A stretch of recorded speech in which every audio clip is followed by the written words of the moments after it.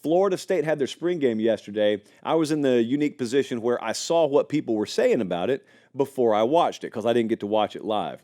I wondered what we'd see from DJ Uyunglele. It's been a really interesting route that he's taken, really interesting color uniforms they wore yesterday. Clemson to Oregon State to Florida State, and anybody who's watched that dude knows physical tools are there. We talked about this last week. Physical tools have always been there. Poise, accuracy, decision-making hasn't always been there. So the great unknown and the thing we've been following throughout Florida State's spring practice is, will he improve in those areas? And I had reason to believe, just based on some of our folks down there, that he had made some form of improvement, especially over the last week to 2 weeks in those categories. Yesterday, I wouldn't call it overly special at all. I thought he looked very pedestrian. It was DJ Uyunglele. It was DJ Uyunglele. That's a lot of caffeine before the show.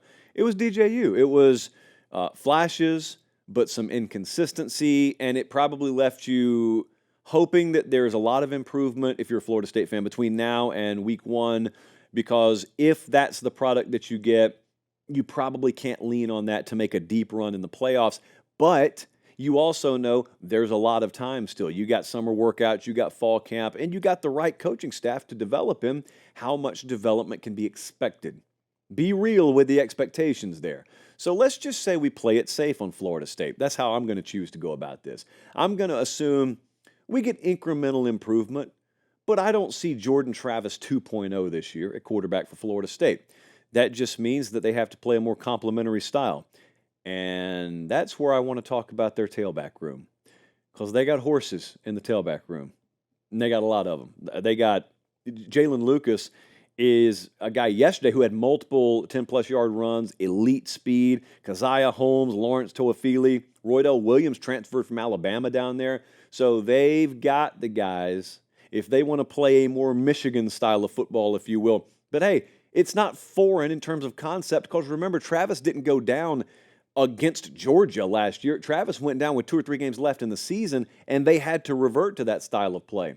And it may not have been pretty, may not have been aesthetically pleasing, but the run game and the defense had to win them games down the stretch last year.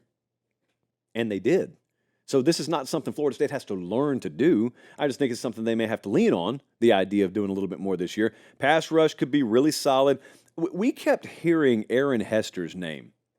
And according to Brendan Sonnone over there at Knowles 24/7, he accounted for at least 5 quarterback pressures yesterday. It's always hard to tell in the spring game, but he was going against the starting right tackle, or their projected starting right tackle for most of the day.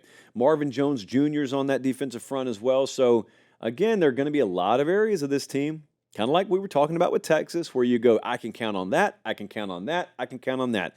The way to look at exiting spring and entering summer and then fall camps is, yes, we know perceived areas of strength, and yes, everyone's going to try and improve themselves in the portal if they can. Heat map the team. Where are the cold pockets?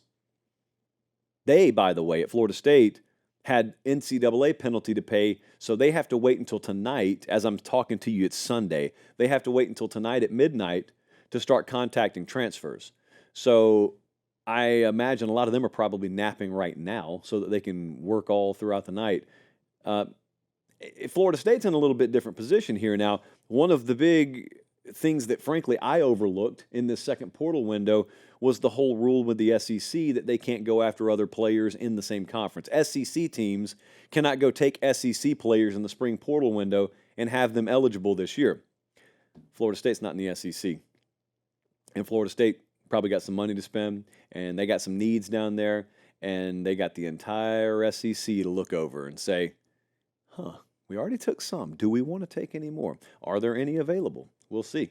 But I would always be cautious with some of those teams in the ACC who are exiting spring ball because they can come take whoever they want to, who wants to hop aboard in the SEC. Can't necessarily do that if you're Georgia or LSU or Alabama.